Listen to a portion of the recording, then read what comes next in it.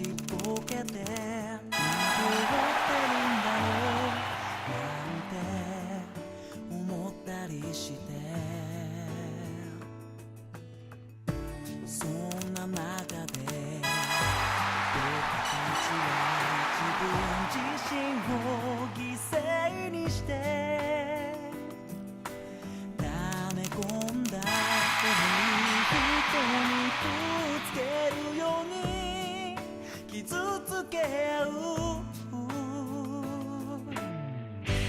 何が間違いで何が正しいんだろう Don't give up Don't give up 溢れた勝負だ作られてたからだらけの未来にバイバイ What do you see